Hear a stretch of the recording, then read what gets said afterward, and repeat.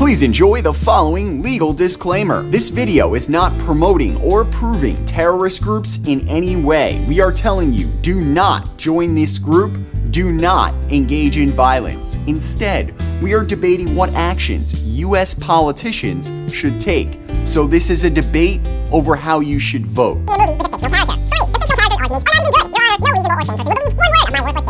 And by the way, that's the speed that incoming politicians agree to the terms and conditions of the Constitution.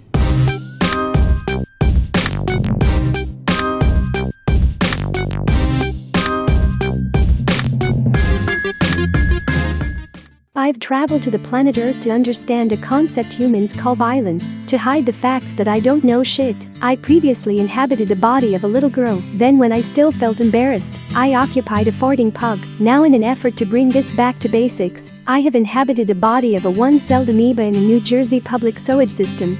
So explain it to me slowly. I heard someone mention the word Hezbollah. What does this mean? Hezbollah is a Shiite terrorist group in Lebanon, generally considered the most powerful non-state actor in the world. Come on, they're not a threat to Israel or America. It's not a real army. They have no airplanes, no boats, a handful of ancient Soviet tanks that break down in Syria. They call them rockets because they're not real missiles that can actually hit a premeditated target. If Hezbollah is the most powerful non-state actor, then Oprah's fan base is a close second. In fact, I'll bet you Oprah could defeat Hezbollah. Baby, let me just stick the tip in. No, Oprah said no sex with terrorists. Oprah has turned you into a religious fanatic. I only read her book recommendations 5 times a day while facing Mecca. How did Hezbollah become the most powerful non-state actor? Because although Hezbollah is physically located in Lebanon, they get a lot of their funding from Iran to buy weapons from Russia. Let's put it this way. Most of their money doesn't come from Patreon. They should not be labeled a terrorist group since they were created to defend their homeland. Can you elaborate on what that means? Israel invaded Lebanon in 1982 to chase out the foreign PLO, with approval from the local Shiite Muslims who didn't like the PLO. Right, but then Israel continued to occupy southern Lebanon for years after the PLO left and abused the local population like a drunken stepdad. Maybe that's why at Jewish weddings they break a glass on the ground. It's to give you a taste of what the marriage will be like. Your mama invited me in, so I'm gonna stay. I didn't hit her. If the local government asks you to come in to help, that's not an invasion, that's a gift. I'm surprised your progressive ass isn't trying to charge me gift tax. Oh, a gift, huh? Jews in Lebanon is like Hanukkah. It's supposed to last just one night, but it goes on for so long, you're bankrupt.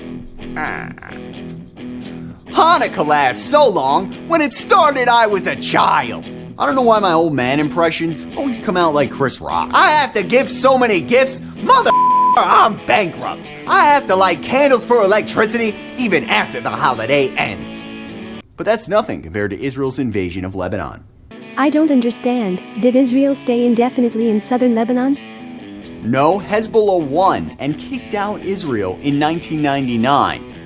Maybe they were scared of Y2K. The argument that Hezbollah is purely doing self-defense ended in 1999 when Israel withdrew from Lebanon. Yet they continue to make threats. Ladies and gentlemen, please welcome If Hezbollah Was a Hockey Team. Now, as the goalie for Hezbollah, some have accused you of aggressive tactics. Do you think that a goalie should remain near the net? I defend my net by going into the bleachers and beating my opponent's off-duty cheerleaders with my stick. So does the United States label Hezbollah a terrorist organization? Yes, but that's ridiculous because America itself criticized Israel for continuing to occupy Lebanon. Hezbollah should have just read Ronald Reagan's letters. Israel must have learned that there is no way it can impose its own solutions on hatreds as deep and bitter as those that produce this tragedy.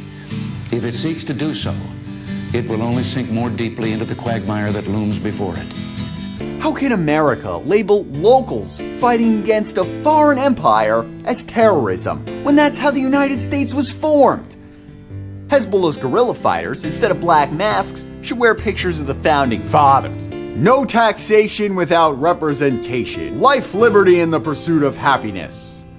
Oh, I always thought Hezbollah disputed land ownership over Israel similar to the Palestinians. That's a big misconception. Hezbollah just wanted to kick the Israelis out of Lebanon. It's Hamas and the PLO that are Palestinians that dispute Israel's land. I agree. Hezbollah is not claiming they own land in Israel. They've taken up the Palestinians' cause. So, because they've taken up the cause of random strangers, they're acting as world policemen. Ironically, just like the United States. The path to resist American imperialism comes from the Holy Book. By Holy Book, do you mean the Quran, you imbecile? No, I'm talking about Dick Cheney's f***ing memoirs. Fanatical followers of this book believe to get involved in random land disputes. Hey, was that one of Oprah's book recommendations? I like those. We're at war with Oprah.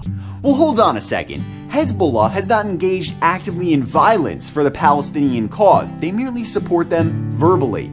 And since 2007, Hezbollah has not engaged in any violence against Israel. Israeli Defense Minister Benjamin Netanyahu can't really get along with anyone. He's had 2 divorces, so he should tell his 3rd wife to join Hezbollah. This way they can have a lasting ceasefire. I find this concept confusing. So, they are an army, but not a state? I mean, are they participating in this concept that humans call government? Hezbollah would be classified as a state within a state, which in this case means 2 things. First, they perform many of the functions of government without official government backing. For example, they build and run schools and hospitals, and have a real estate reconstruction wing to rebuild parts of the community that Israel bombed. So Israel blows up buildings and Hezbollah rebuilds them. Who's the terrorist? Oh, so all of this is considered terrorism by the West? The European Union's sanctions make a distinction between Hezbollah's paramilitary activity and their economic activity, which is a part of everyday Lebanese life. The United States sanctions do not, which encourages Lebanon to become a failed state, as they will be sealed off from the rest of the world. Hezbollah makes huge contributions to the Lebanese economy, which doesn't run on fear, although neoconservatives would have you think it did. Like the movie Monsters, Inc. Okay, if we scare these Israeli children, we can power the city. Oh, I'm feeling good today. Hezbollah even collects the garbage in poor Shi-ite communities without collecting tax money. Why yes, the concept is known as privatization. Progressives are hypocrites because they fail to realize that Hezbollah demonstrates how decentralization with the government doing less gets shit done. To raise the money to collect that garbage, Hezbollah sells diamonds out of Africa, drugs out of South America, and accepts Iranian oil money. If a right-wing CEO of a Fortune 500 company did that, you'd have an aneurysm. If Hezbollah wants to cut government unions collecting trash in America, they could win the GOP primaries. I mean, their flag is a gun. Hezbollah is one of the biggest players in the African diamond trade. They say a diamond lasts forever. Considering Israel left Lebanon in 1999, I could see why they like them. They never let shit go. Does Hezbollah do any positive things that benefit the community at large? By that I mean, not just its own religious followers but Earth? Yes, they perform many agricultural services like planting trees. Then again, conservatives don't like it when Americans form climate change groups. So if a Muslim does it, it must be terrorism. While it's true that they aren't engaged in violence against Israel this minute, while I'm filming this, they continue to make verbal threats, like their leader saying they want to blow up a nuclear reactor in southern Israel. Threatening to kill massive amounts of civilians has the effect of creating... Alex, I'll take what is terror. I guess Hezbollah's motto is death to humans, life to pinecone trees. Earlier you mentioned that Hezbollah is a state within a state for 2 reasons. What was the second reason? In addition to performing many social services, Hezbollah is an active political party that's won quite a number of seats in Lebanese parliamentary elections. They're one of the most influential political parties, suggesting that they do in fact have state backing. Where's our say in all this? You know, America never had a democratic election to decide if we're going to count Lebanon's democratic elections. I have 2 responses to that. First, Hezbollah won democratic elections. after they already had engaged in wars without state backing against Israel. Winning elections doesn't forgive previous crimes. If it did, then anybody on death row should just plead, "Vote for me." It's true that Hezbollah won some parliamentary seats in Lebanon, but it's wrong that Lebanon's government officially voted for or endorsed their wars with Israel. In this sense, acting without full state backing makes Hezbollah a deep state. Progressives love to bitch and complain about America's super PACs or Russian interference in elections, but have no issue with Iran funding Hezbollah with over $700 million a year for Lebanese elections. Iran gives so many gifts, no wonder the Ayatollah looks like Santa Claus. Ho, ho, ho! No gifts if you have a Jewish name. The naughty kids get coal, but the good boys still make flames. Even coal is better light than Hanukkah candles, so it's better to be a naughty boy on Christmas than a good little Jew. Oh yeah, great analogy. They're so naughty on Christmas, they're Muslim. The only thing that Santa Claus and Iran's nuclear missiles have in common is they're not real. Your arguments are so bad. How can you say Hezbollah is doing self-defense when they're involved in guerrilla tactics in places that have nothing to do with Israel? There's no Lebanese people in Syria or Yemen. So why are they fighting there? Right now there's a Syrian bleeding out from a gunshot wound going, "Ah!"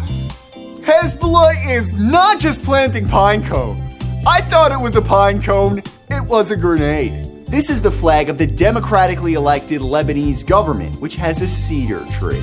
This is the Hezbollah flag with an AK-47.